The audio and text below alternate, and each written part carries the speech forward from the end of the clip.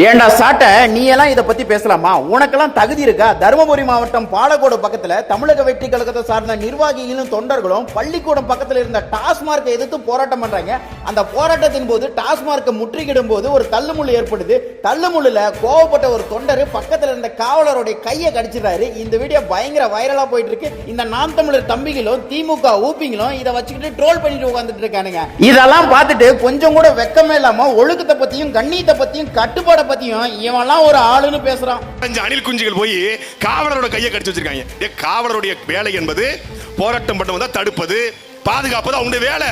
என்னைக்காவது நாம் நமக்கு பிள்ளை ஒரு நாள் ஒரு காவல்துறையின் சட்டப்பைய பிடிச்சிருப்பான் என்கிற செய்தி உண்டா? அதான்டா ஒழுக்கமான தலைவனின் வளர்ப்பு. அதுவும் பாருங்க, காவல்துறையோட சட்டையை கூட பிடிக்க மாட்டாங்களாம், அந்த அளவுக்கு ஒழுக்கமானவங்களாம். ஒழுக்கமான தலைவனின் வளர்ப்பான். என்னடே உங்க தலைவனோட வளர்ப்பு நான் காட்டுறேன், அந்த லட்சணமயிரை நீங்களே பாருங்க. கைகளால் தாக்கினர்.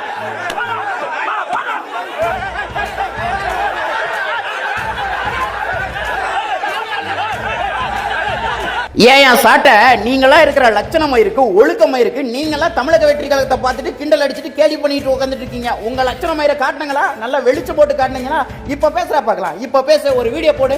இது எங்க தொண்டர்கள் இல்லைங்க, இது ஏஐ மூலமா ரெடி பண்ணிட்டாங்க. இந்த விர்ச்சுவல் வாரியர்ஸ் ஏஐ மூலமா இந்த மாதிரி வதந்தி பரப்புறாங்க. பேசு பார்க்கலாம், பேசு. நீ சரியான ஆம்பளையா இருந்தா ஒரு வீடியோ போட்டு பேசு பார்க்கலாம். பேசு பேசியா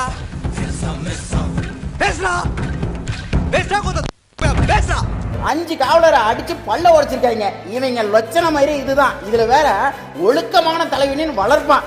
ஏதாவது வாயில சொல்லிட்டு போறான். போங்கடா, உங்களத கழுவுங்கடா, உங்களதே நாரி போயிருக்கு.